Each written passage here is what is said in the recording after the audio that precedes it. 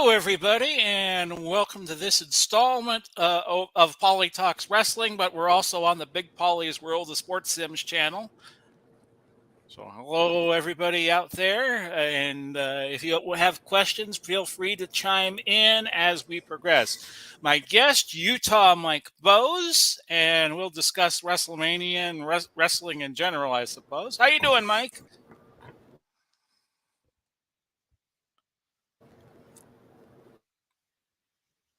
Uh-oh. Mike, can you hear me? Can hear you. Can hear you just fine. It's just a little. Okay. Delay, but I can. Yeah. So we're having a technical issue here, but that's fine. So tell us about your live wrestling memories. Give us a little of your wrestling resume, if you will.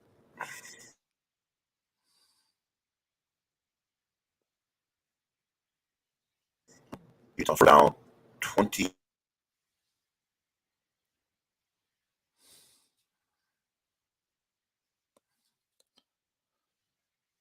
Okay, we're having a problem.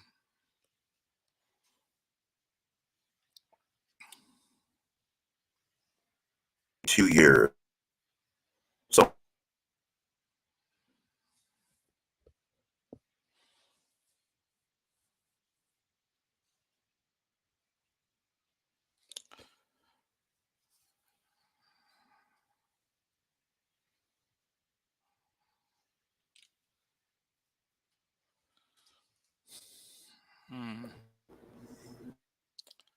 You there, Mike? Yeah, I have a little bit of a difficulty here. yeah, a little bit of a little bit of buffering on my end or your end. I'm unfortunately as a prologue as a preface to this, I'm only use Wi-Fi affecting our show. Yeah. Then I do apologize. Okay. Again,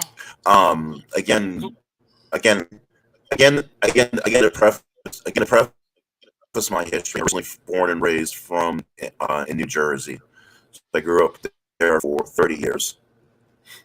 And when I started watching wrestling, like you, I didn't pick it up until I was maybe 14, 15 years old. It was something I caught at a friend's house one day, thought I was going to watch, and then I started kind of picking it up pretty intently after that. I see.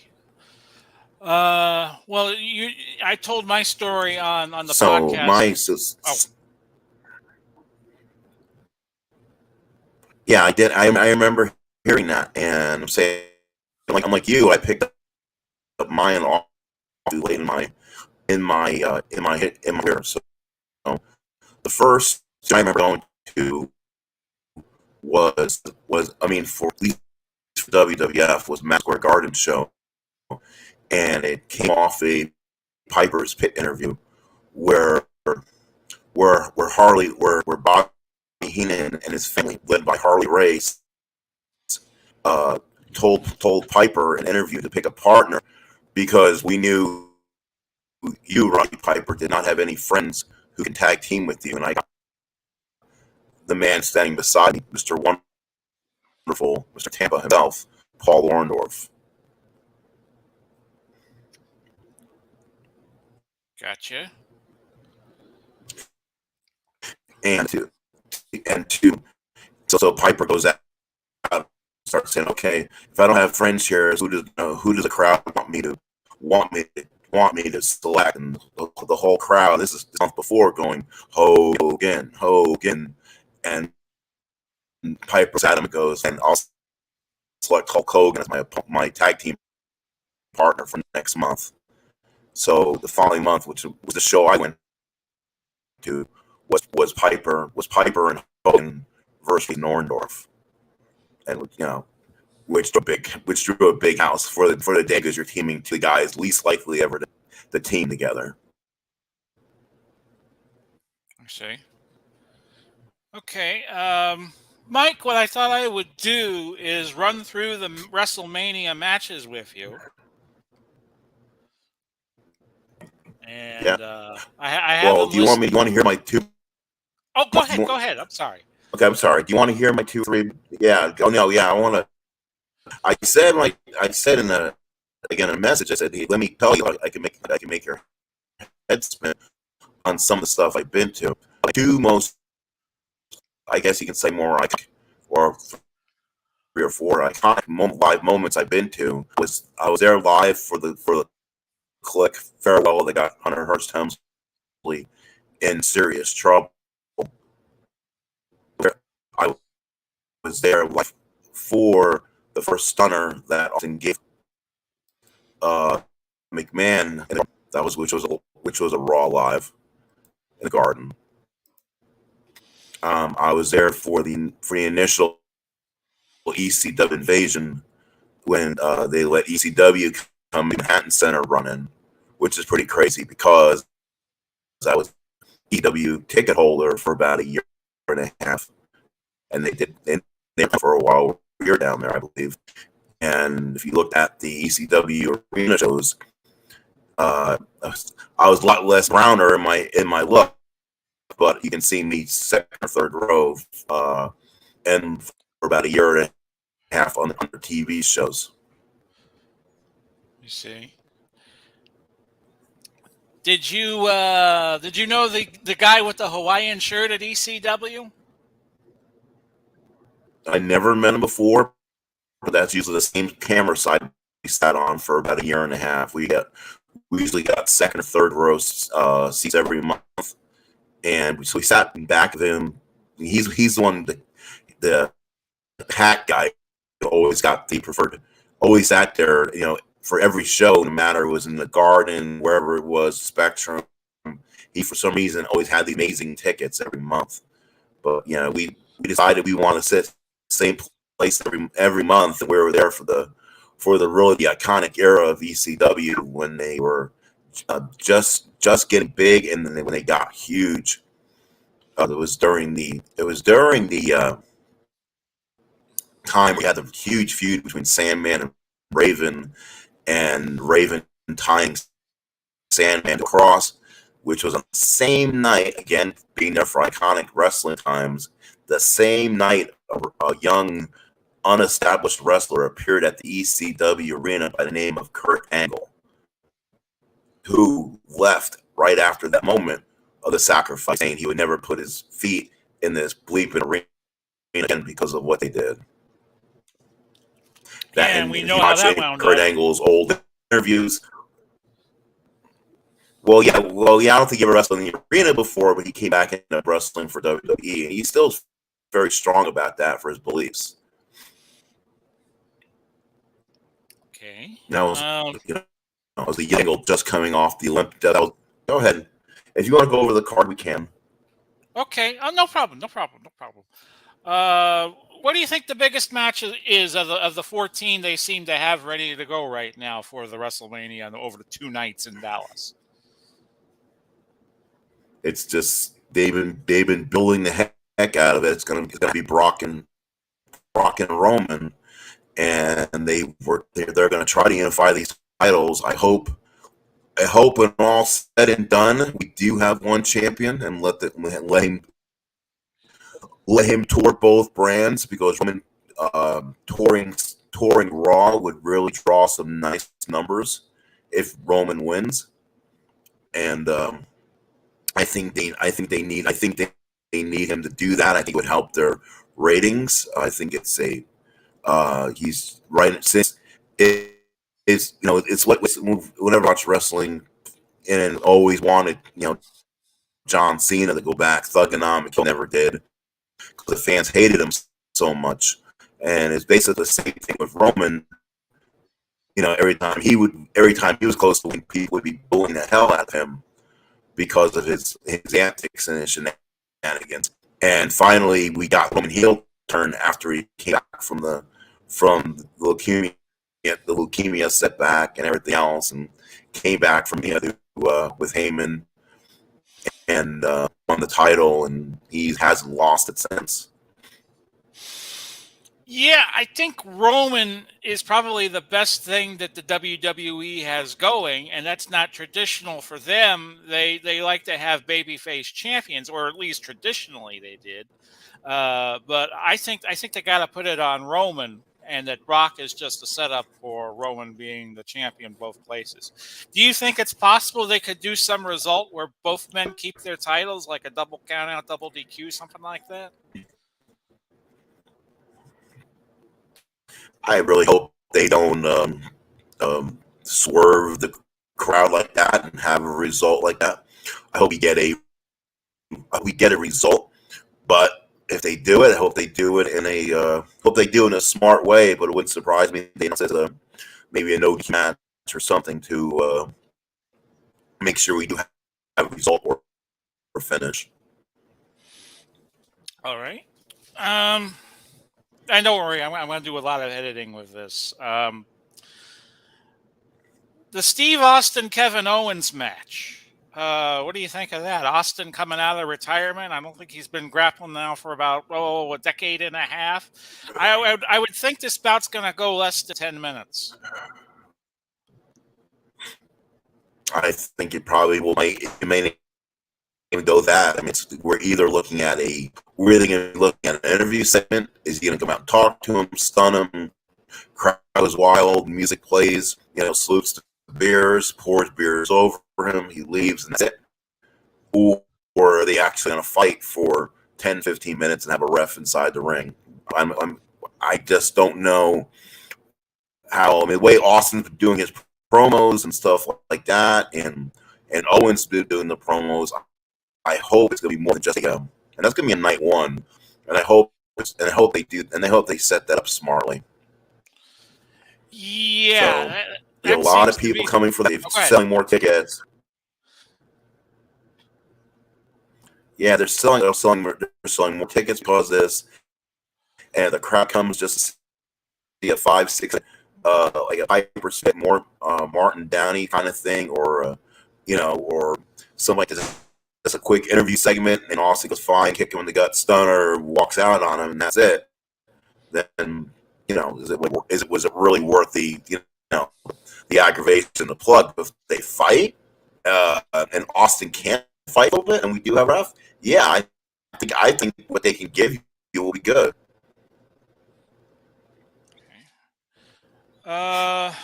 Next bout I'm thinking of that could be very, very big is Ronda Rousey and Charlotte Flair.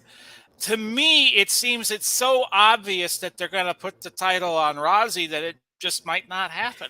I think the WWE does predictable things. What's your take on that bout?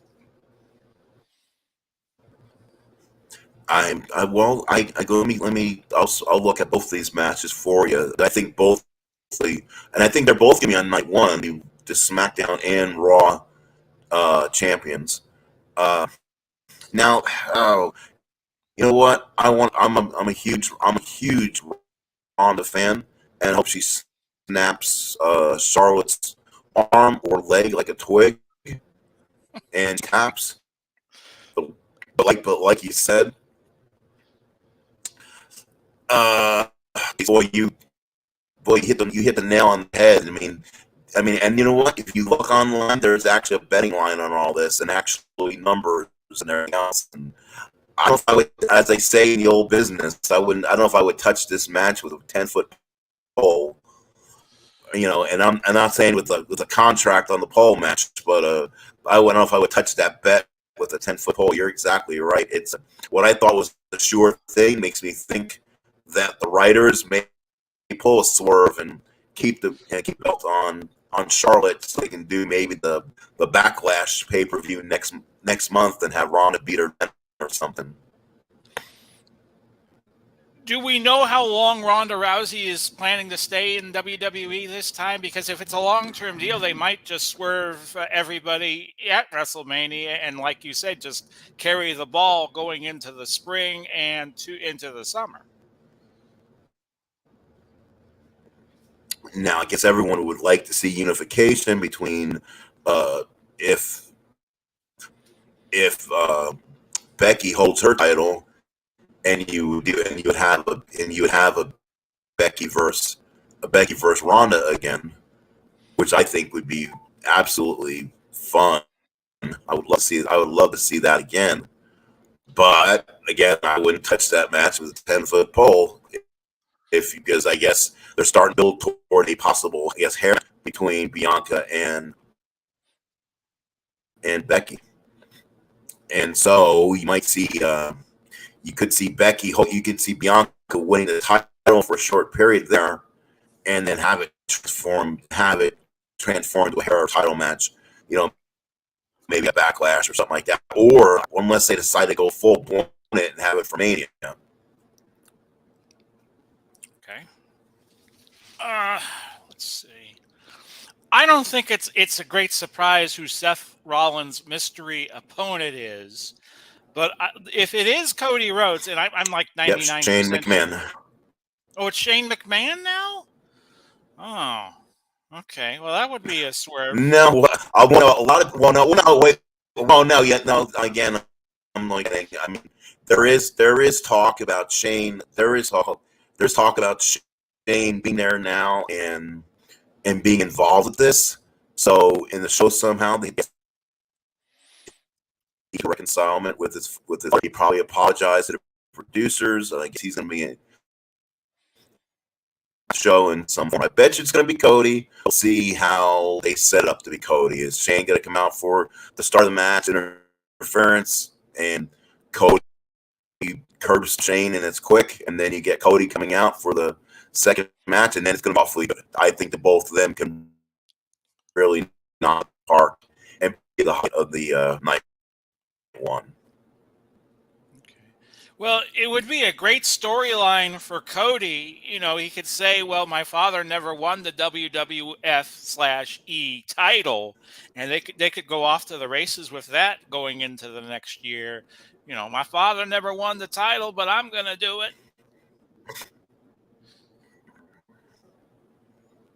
I would like to see, yeah, I can see them do it. I mean, a perfect heel turn for him would be the total, lack of disrespect they showed Dusty on his tenure there, the polka dots and everything else. So, I mean, and Cody does have the ability to write a good heel segment as long as they don't throw him underneath the Starman gimmick or something like that. Yeah. All right. Another match that kind of interests me. I'll look it up here.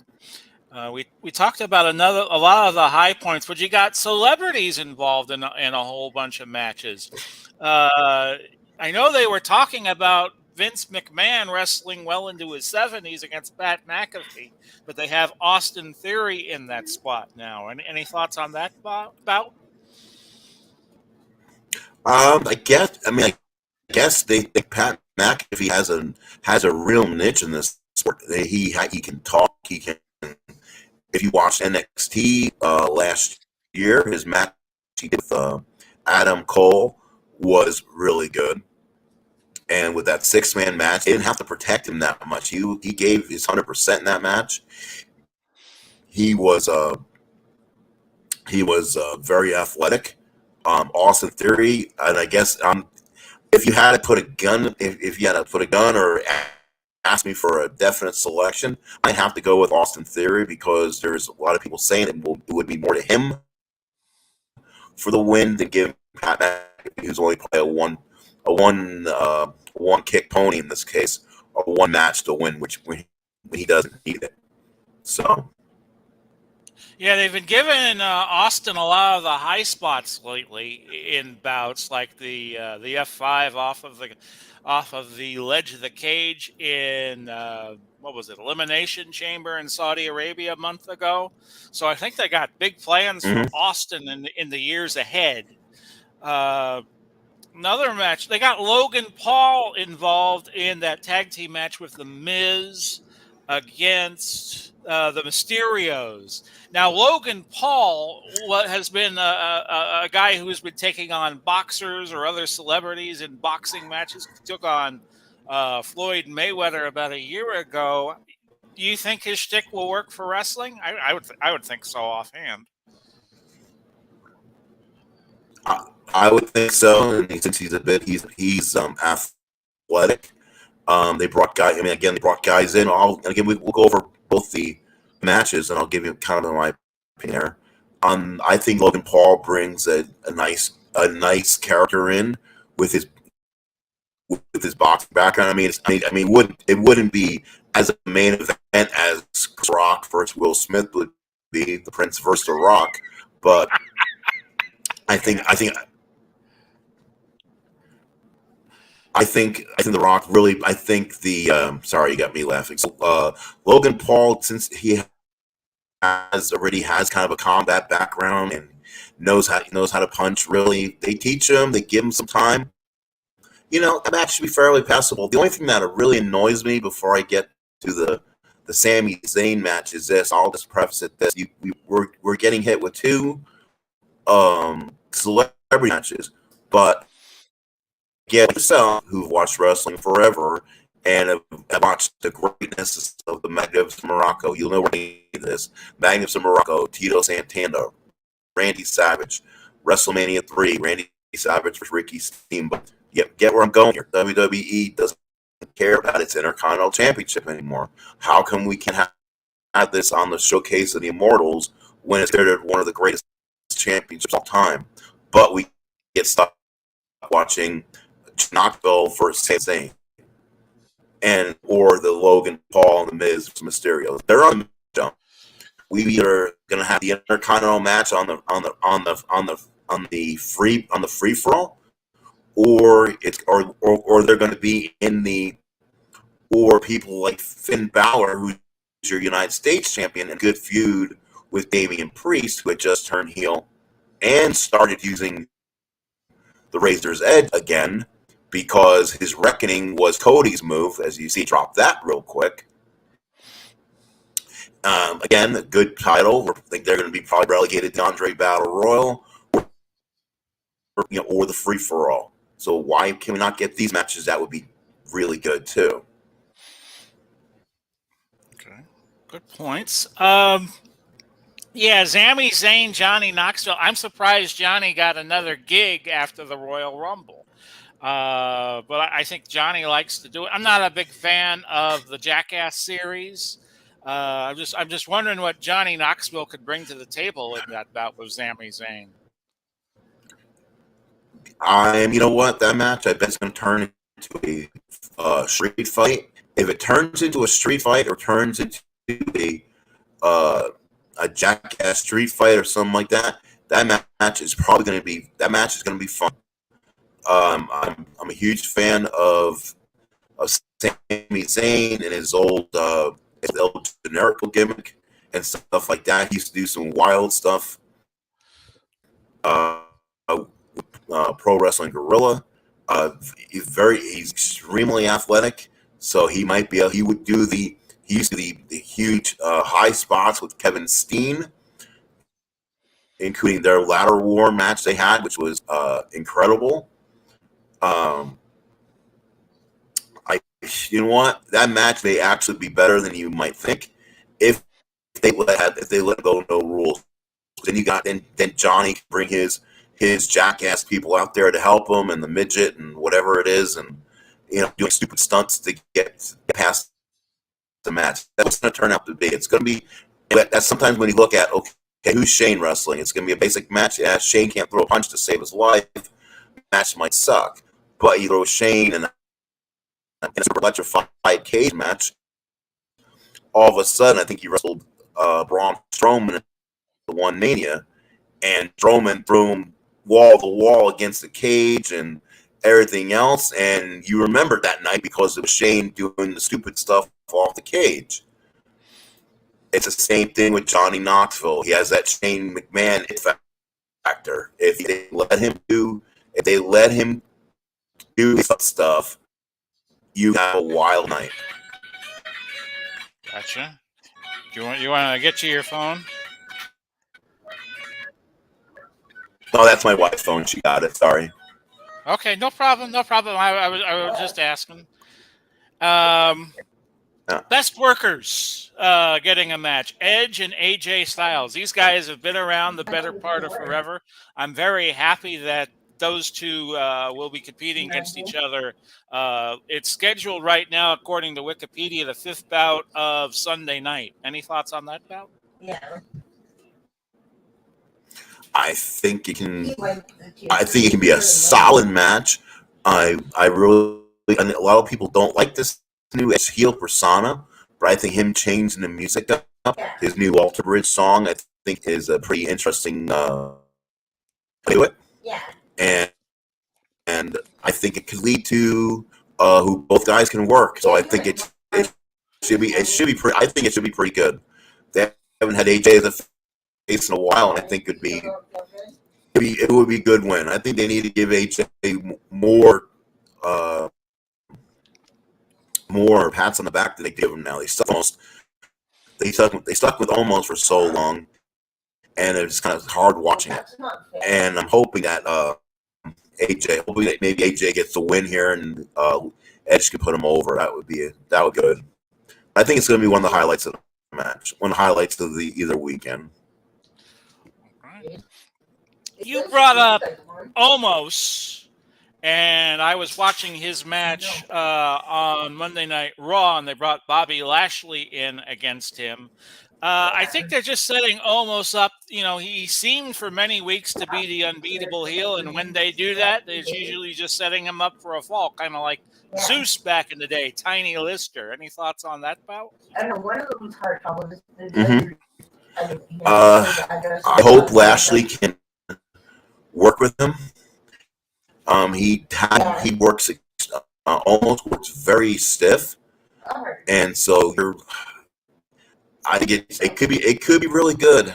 Not good. It can be passable. I mean, it's like I don't know. I guess if letting Almost win this case would be good, since Lashley's coming off an injury, and he wasn't supposed to come back so early.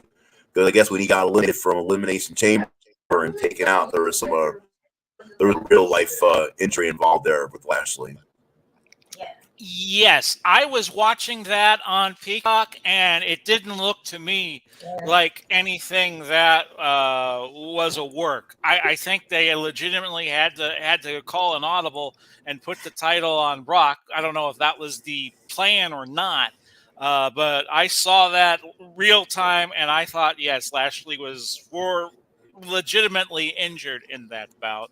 So it's good that he's coming back so soon. Lashley's been at this a long, long time. He's been like wrestling now about 15 years or so.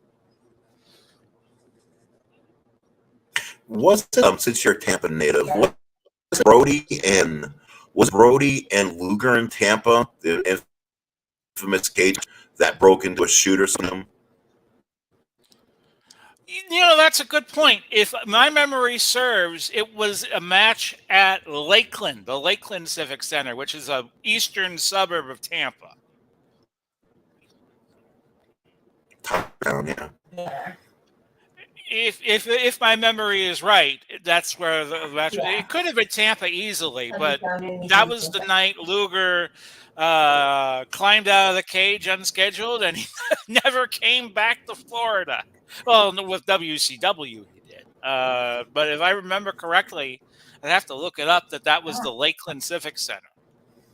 Yeah. Okay. I meant has a lot of history with that match with Brody. Yeah, and Brody is a guy who could very easily kill your territory if you weren't careful. Yeah. How about the tag title match there in between the three good teams? In my opinion, you got a team that has a lot of following in RK Bro. You got a team with the Alpha Academy, which are kind of funny little duo, and then you got the possible heel team now in the Street Profits. Yeah. Oh yeah, that'll be a good bout. My problem with what the WWE does is you could have that match and you could have the champions not be pinned and you could have new champions. I would like to see him doing kind of like a hybrid with what ECW does, where you keep going until the champion is either pinned Elimination or 3, yeah. everybody is beat. Yeah, the ECW has how to handle that Exactly, yeah. way better than WWF does, because this is like sudden death. One pin, it's over. Get on to the next match. It kind of reminds me of watching, what was it, 1983, the build up from Morocco and Snuka. I believe that's crazy stuff between the two in a cage, and Snuka's controlling this entire matchup. He got beat up for a while, but now he's beating Morocco to a pulp. Snuka's about to win the title. All of a sudden, big high headbutt by Snuka sends Morocco sprawling out of the cage as the door opens, and Morocco holds on to the title. You know, the NWA is sudden death. It's pin, submission, pin or submission, no DQ, and there's no getting out the cage to win. Right. And that's how most wrestling did it. And the WWF at the time was the only exception, really. Well, I think they did it in Detroit too. They did that format with their cage matches. First man out won, but it was usually out of the door instead of climbing over the cage. Yeah. So, speaking of the four-way tag matches, we got a match to open Sunday between Clean Selena and Carmella, Sasha Banks and Naomi, Rhea Ripley, who I always like, and Liv Morgan, and Natalya and Shayna Baszler. That just seems a little more hodgy-podgy to me. What's your take on that bout? The team I like out of that is because they haven't done anything with her. Well, besides winning a tag battles with Naya, I need to retire as soon as possible. But I'd rather see the belts go to. Natalya and Shayna. I love Shayna. I think if Natalya works really hard, and this team has a chance to be a real shooters tag team because of Natalya's background in the dungeon and Shayna's background, I think they're a solid, good fit. I mean, but they said they might break win Buffalo Bill streak at the big game. So you might see Sasha win the titles that day for her first moment at Mania. So she's like the Susan Lucci of the WWE, huh?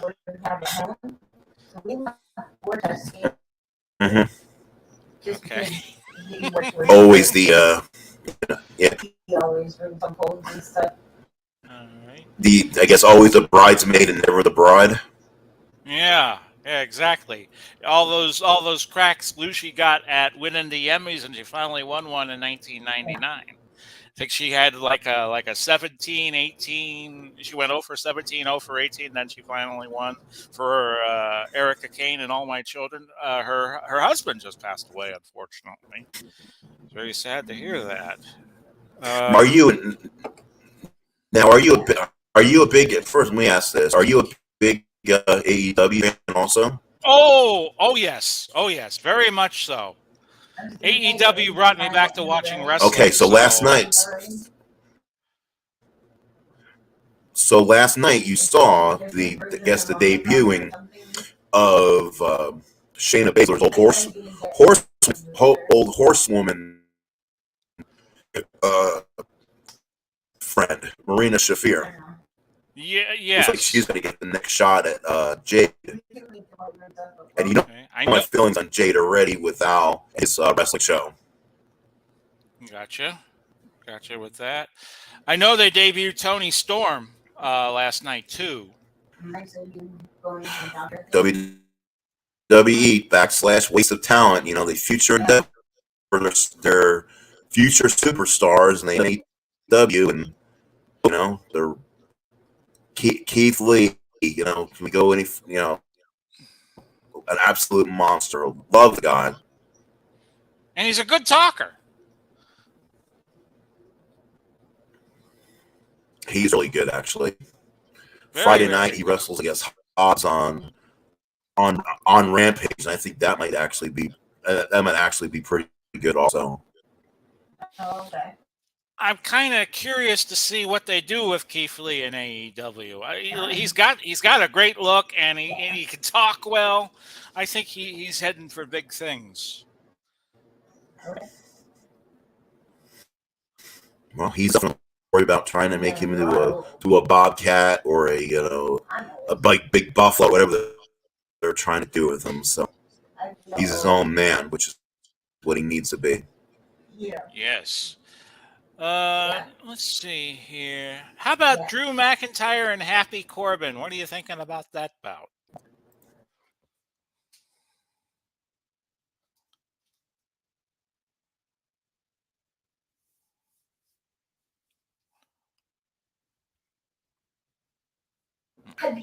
He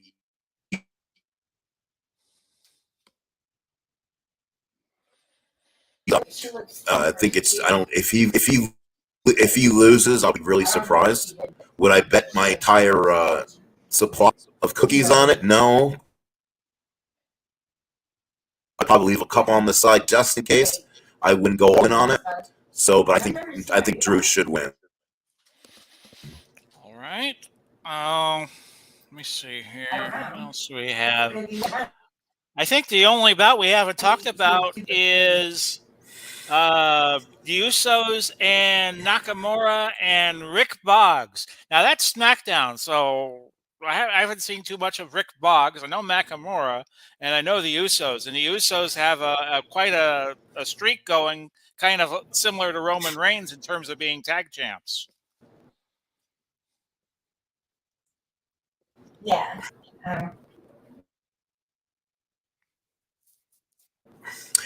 Yeah, I wish that. You know what? Maybe it was time this year to do the Arctic Row and Usos. Hopefully the Usos they don't lose.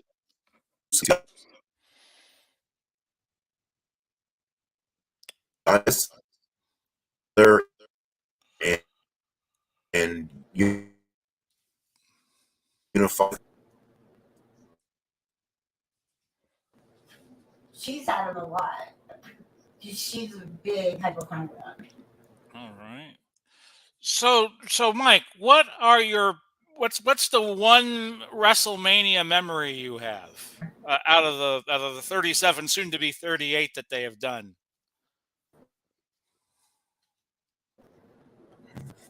I don't know. She knows everything. I've been to two WrestleManias. I've been to WrestleMania 10, of course. Again, iconic moment. Michaels versus Ramon ladder match. Since I saw it live, I'm still in amazement what they did that night. You didn't see ECW touching the ladder matches until after that, and boy, did they just tore the house down. I think it was like 20 minutes of just solid action. And then I went to one, I believe it was 16 or 17 when they were and when Rock took on Austin. Oh, that was an all-time great bout. An all-time great bout between those two. Rock and Austin at their peak, and the turn at the end. Can't get any better than that. Well, no, not that one. It was their match at it was their night at Philly, and that was okay. during the. And I'm trying to think what Mania was. 16. The one I think that they did, and that was Austin's last. I think that was one of Austin's last matches too. Was against The Rock that night too. That was the last one he was in there with. He did the turn was at the end. I think that might have been his last match. I can't remember which one it was, but I know it was one of the last ones. For me, my favorite WrestleMania match. Now this is historical. I think the best match that, if you asked me, you put a gun to my head and said, "Okay, pick one match," I'd pick Steamboat Savage from WrestleMania 3, and that was a very well worked bout between the two of them, where they had a 60-minute bout in 15 minutes for the Intercontinental title. Great build up for that bout, and yeah, that to me is one of the bouts that sticks out in my head, and I think it overshadowed the Hulk Andre big main event where Andre had just turned heel for the first time in North America. Yeah, I mean, to me, you run a pro wrestling sim group, sim thing with Wrestling's Finest. I want to tell you what I thought we should have happened in the original WrestleMania. So see if you follow my booking strategy, Big Pauly, in your Okay. promoter look. Okay, do you remember when Hogan first won the title from the Sheik and they did the whole locker room game? Yes. And in that interview with me, Gino Okerlund, may you rest in peace, Andre came in and was celebrating with them. Mm-hmm. That would have been the time for me for Andre to have said, and you can hear him say this. If he did this, if he had to say this, it says, "Hulk, congratulations, my man. Can I get the next shot?" And Hogan, yeah, anytime you want it, or anytime you want it. All right, man. All right. That would have been a year in the making. He won the title in January of '84. Mania was a year later, March of '85. Not sure how that got involved in this conversation. I don't know. But if you had set, if you if you if you had that set up early, and had because Heenan was on his way in right around that time too. You know, Heenan could have managed Andre at the right time. Andre still had somewhat of a back left at WrestleMania 1. His match against Hogan at WrestleMania 1 would have been a heck of a lot better than 3, where his lack of mobility was obviously showing. Yeah, by 1987, Andre is a shadow of himself. And I think they took him off a good 3-4 months and then brought him back in the fall of '87. He might have been touring too. I know he did a tour of Europe in that time where he played a heel against Otto Wanz. But yeah, they waited too long on Andre. Andre, you try that match in '85, would have been an excellent bout, and it would have been a very believable bout too. But you're right, they waited too long on Andre. Because then what you should have set that up with, you could have maybe pushed Slaughter and Cheat to Mania. You should have had an ending, but fortunately they didn't trust Snuka at the time to work with Piper to finish that feud off somehow. Because we never really got an ending there. I mean, Mania to me should have done a little bit differently.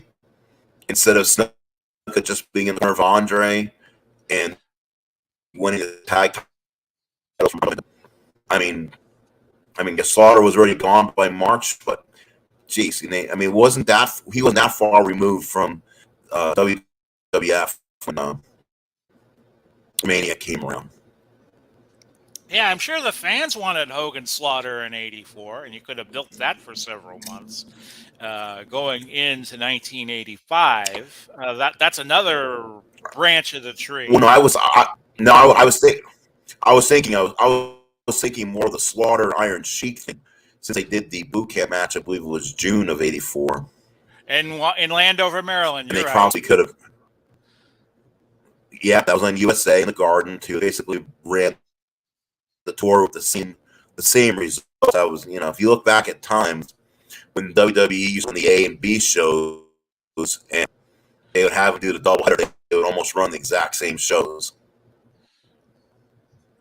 True, as I found out in '89 when I went to Hogan Bossman at the Sun Dome in Tampa, And my mother would give me an ad from a paper down at Fort Lauderdale, which I think was the Sun Sentinel, and they had the same card, the same exact card, match for match. And and my mother was like, "Oh, it's a work now." Well, I knew it was a work for many, many years, well into the '80s. But I still liked watching the plots. A soap opera isn't real, but you Mhm. like watching. A lot of people like watching it, or at least back in the day, soap opera is not too popular now. But there are still a few around on that.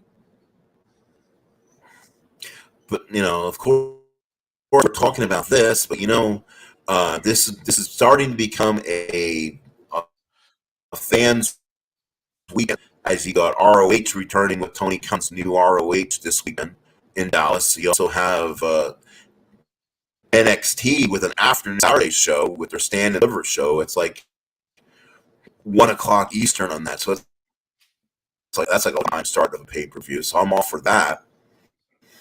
And that's also going to have other WrestleCon stuff for the week. It starts tonight and tomorrow.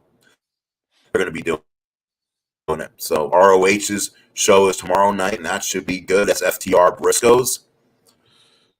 Then you have Stand and Deliver Saturday with Mania Saturday night and Sunday night. So again, Dallas, the big hub for professional wrestling this weekend. Yeah, you'll hear this when you hear the podcast, Mike. But I was saying in the podcast, AEW's hot on their tail, but WrestleMania is still the event until AEW gets one. Yeah, what's Tony gonna do? I mean, he's he gonna have his one? Is he gonna have his one big show? Their shows are good enough. I mean, the problem is, I don't like spending 50 per view, and I'm glad WWE has gone to the network and Peacock, and I just don't like it, so I won't spend $50, even though their $50 is probably the most you come out of an AEW show with just memories and so many things that were good, but still, I think they're just a little bit high priced right now, but he's making some money out of it. So Very true indeed. I know a lot of former professional wrestlers like to converge on the WrestleMania site. I've been seeing that on my Pauly Talks Wrestling Twitter feed. Uh, question: they're all gonna clean up this weekend. I really believe so. Another question I would have for you is: Hulk Hogan carried the WrestleMania. At least they're asking a question. Okay, who headlined the first not six WrestleMania main events? And then I knew the answer: Hulk Hogan. Do you think the WWE can develop a talent that will ever rival the run that Hogan has or had?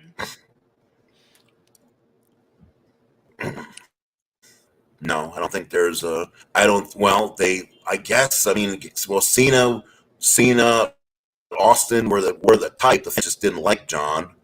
Uh, um, Austin, Austin would be close to that to revolutionize wrestling at that period, because you went to when it was all WWF to WCW taking control for a year, 2 years with when they got Hall and Nash, and then Stone Cold Steve Austin took control of the Attitude Era and took control of Monday nights. Now you got TK Tony Khan trying to do his Jacksonville Jaguar ownership thing, but he's been he's getting it started.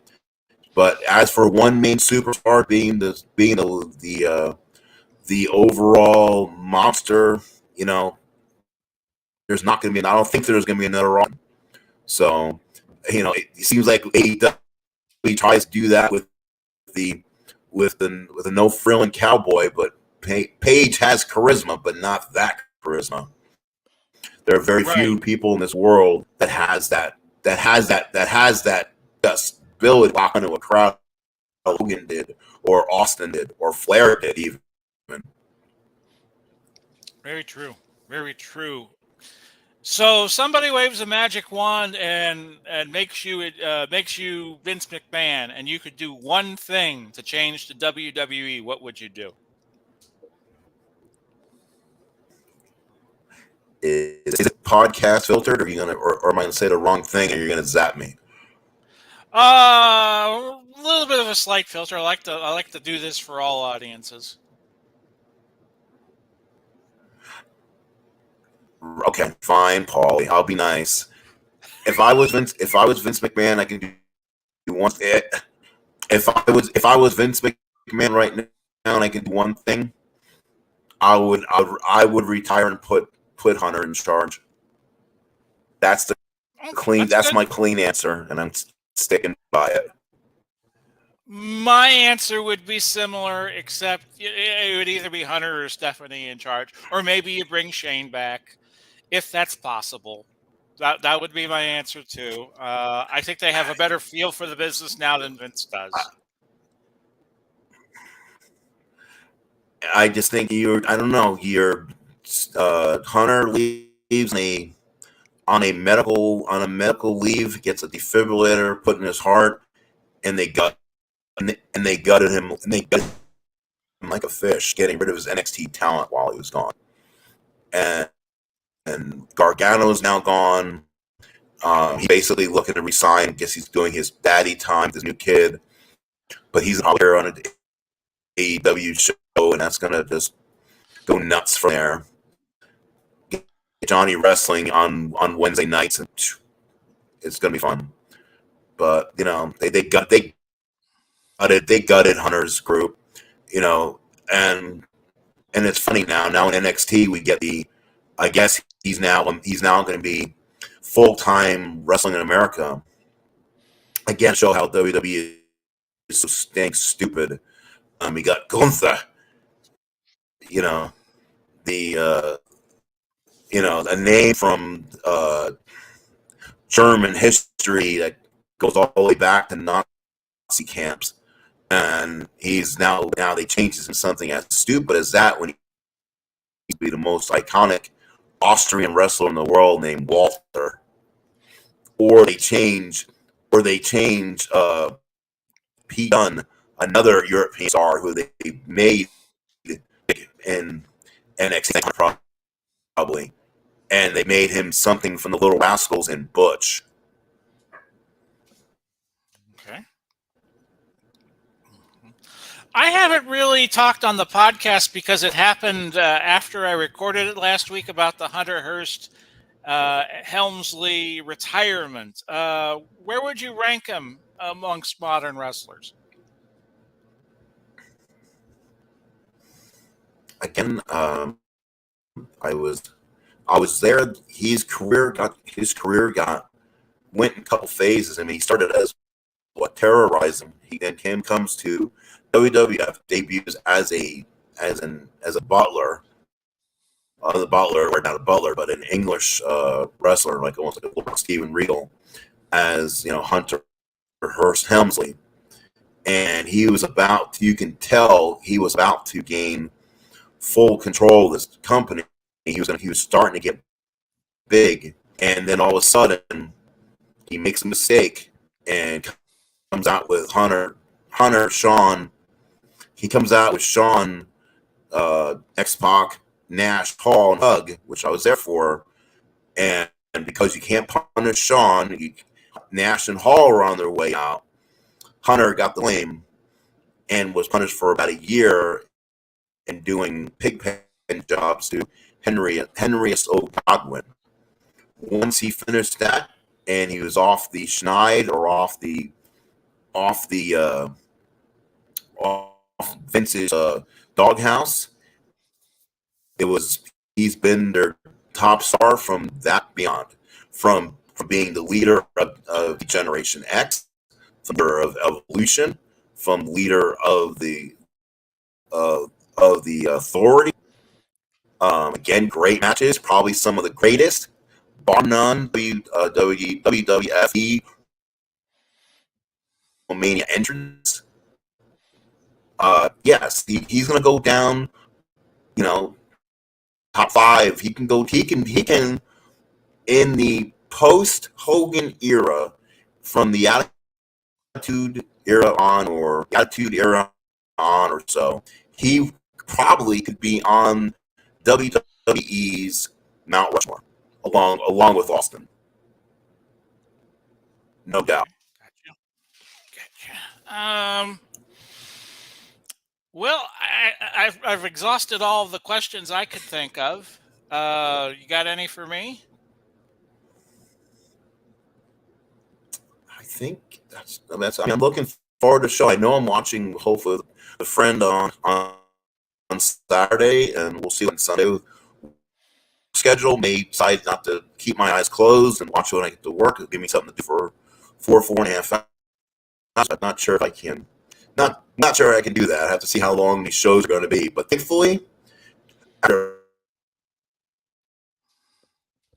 the last one nighter, and it went 5+ hours, including the free for all. That was an hour, and went almost 6 for one show.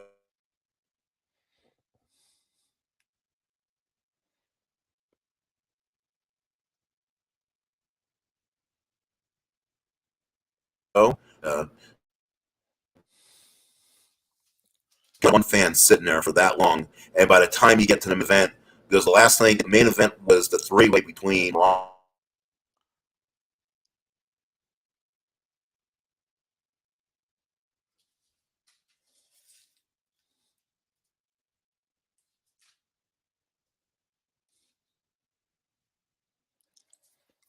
Honda. Hopefully, we'll get to shine this weekend, and we'll have a good show for them all. All right. Utah Mike, I thank you for being my very first guest on Pauly Talks Wrestling.